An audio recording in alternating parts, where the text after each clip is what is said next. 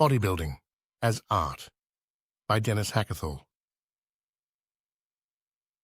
I think you're the best sculptor we've got. I think it because your figures are not what men are, but what men could be and should be. Because you've gone beyond the probable and made us see what is possible. Because your figures are untouched by contempt for humanity. Because you have a magnificent respect for the human being. Because your figures are the heroic in man. Ayn Rand, The Fountainhead, as quoted in the Romantic Manifesto. Bodybuilding has often been described as a form of art, specifically as a kind of sculpting. But I think that understates the role and purpose of bodybuilding. A proper understanding of this art form requires more background and nuance, revealing not just an aesthetic standard, but also crucial values such as justice. What is the problem that art in general solves? The Aristotelian purpose of art, which philosopher and founder of objectivism Ayn Rand built on in the 20th century, is to show the world as it could and should be, to portray man as a heroic being, to illustrate the, quote, glory of man, as Rand calls it. In the Romantic Manifesto, she writes, "Since a rational man's ambition is unlimited, since his pursuit and achievement of values is a lifelong process, and the higher the values, the harder the struggle, he needs a moment, an hour, or some period of time in which he can experience the sense of his completed task, the sense of living in a universe where his values have been successfully achieved. It is like a moment of rest, a moment to gain fuel to move farther. Art gives him that fuel. The pleasure of contemplating the objectified reality of one's own sense of life is the pleasure of feeling what it would be like to live in one's ideal world." She elaborates that, quote, the primary value of art is that it gives man the experience of living in a world where things are as they ought to be, end quote, and calls this experience, quote, his psychological lifeline. To her, quote, the basic purpose of art is not to teach, but to show, to hold up to man a concretized image of his nature and his place in the universe, end quote. When we apply this standard to the art of bodybuilding specifically, we see that the bodybuilder is not merely a sculptor, but a hero reaching for previously unknown heights of physical fitness and aesthetics. The accomplished bodybuilder embodies, literally, a concretized image of the ideal physique, which gives other men fuel to move toward their own fitness goals. To be sure, his physical development is his own goal, for his benefit, because he wants it. The value others derive from his achievement is merely a consequence. I'm not suggesting a sacrificial purpose of bodybuilding. On the contrary, it has a selfish purpose, in the positive, objectivist sense of the word. More on that below. Mike Mentzer was one of the great bodybuilders of the so-called golden era of bodybuilding. In 1978, he won the Mr. Universe contest with a perfect score, and in 1980, he came head-to-head with the Austrian oak Arnold Schwarzenegger at the Mr. Olympia contest, where Schwarzenegger's win caused a bit of controversy. Mentzer was himself greatly influenced by Ayn Rand. He developed training programs for the natural bodybuilder. To him, bodybuilding was technically not an art, but he did consider bodybuilders romantic idealists. Rand explains that romanticism, quote, is a value-oriented, morality-centered movement whose basic commandment is to portray man as he might be and ought to be, end quote. According to her, the term romantic refers to the, quote, school of art that sees man not as a helpless pawn of fate, but as a being who possesses volition, whose life is directed by his own value choices, end quote. Contrast this romantic stance with that of both the overweight and the scrawny, who often attribute their poor physical condition to reasons allegedly beyond their control. That physical fitness is both desirable and beautiful has been known since antiquity. The old Latin adage by Roman poet Juvenal goes mens sana in corpore sano, meaning a healthy mind in a healthy body, as in, To have a healthy mind, one must have a healthy body. And Greek philosopher Xenophon famously quotes Socrates as saying that, "It is a disgrace to grow old through sheer carelessness before seeing what manner of man you may become by developing your bodily strength and beauty to their highest limit." The muscularity of ancient Greek and Roman statues, particularly of gods and heroes such as Hercules, is evidence that the ancient beauty standard for men was similar to ours today. The fact that this standard has survived across cultures and epochs hints at a certain objectivity and universality.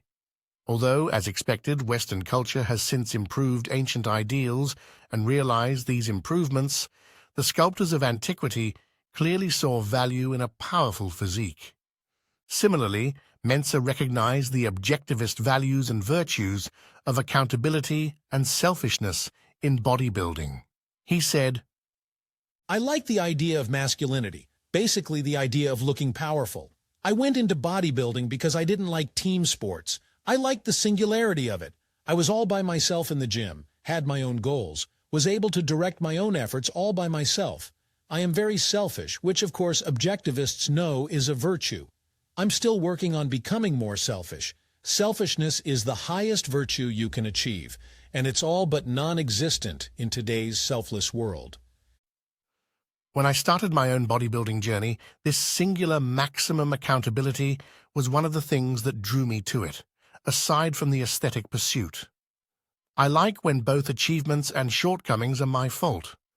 Not in any masochistic sense, but in the sense that I don't need to wait for someone else to fix something in the negative case, and that I get all the glory when I achieve a value. Schwarzenegger's and Mensa's training philosophies are opposites in some ways.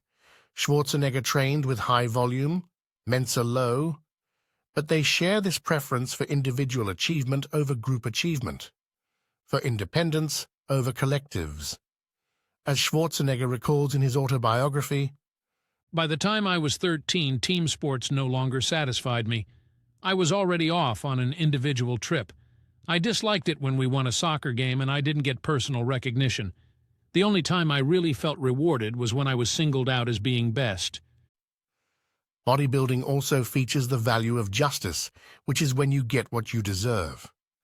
In the world of physical fitness, everyone who's able-bodied and in control of their diet gets what they deserve.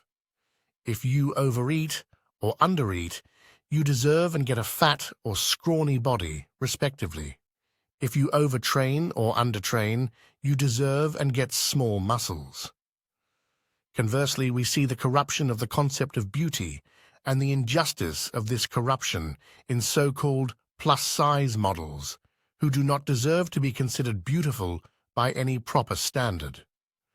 The marketing and fashion surrounding obese models are not concerned with what the female form could or should be, but only with what it is. The erosion of beauty standards follows accordingly. There are divisions for female bodybuilders, but they share an unfortunate characteristic with many other serious female pursuits in that, rather than create something new, they are poor attempts to imitate men. Think of the WNBA, for example. In the case of bodybuilding, this attempt has resulted in some women looking overly muscular and masculine. Female beauty requires, among other things, femininity. I'm not sure an art form exists yet which aims to perfect the female body and portray a heroine, but I hope someone creates it one day. A woman once told me she quit Instagram because, in her own words, she was intimidated by Instagram models. I suspect that more precisely she felt envy, which, in this context, means hatred of the beautiful for being beautiful. Even though she herself was pretty and in good shape, and even though she was not competing with those models, she felt safer, surrounded by mediocrity. But when I see old pictures of Schwarzenegger, they inspire me to train harder and reach for that physical ideal that he achieved. Even though I may never get to the same level, it gives me fuel to move forward. Unlike other sports, bodybuilding is not just a sport, a competition, but also an art form. There can be beauty in a perfect golf swing or a demanding tennis rally, but that alone doesn't rise to the standard of art. The purpose of bodybuilding is not to build strength, although bodybuilders are strong, and conversely, powerlifters who do focus on building strength usually don't compare aesthetically. Bodybuilding is a romantic art that portrays man and his body as they could be and should be. It embodies the value of justice and the virtues of accountability and selfishness. That's not to say bodybuilding is perfect. It has serious flaws, such as the use of performance-enhancing drugs, although you'd be surprised at some of the physiques people have achieved naturally. Not all bodybuilders manage to meet the Aristotelian purpose of art, nor do all bodybuilders achieve a beautiful aesthetic, just like other artists may not manage to create anything beautiful. But some do, and in bodybuilding, that is the goal, which distinguishes it from other, often hideous kinds of art such as modern art, which don't pursue this goal to begin with. Bodybuilding is one of the few remaining art forms that meet the Aristotelian standard. The achieved bodybuilder is a hero who, incidentally, serves as an inspiration to other men, as a concretized image of the achievement of the physical ideal, as the realization and embodiment of the virtue of selfishness.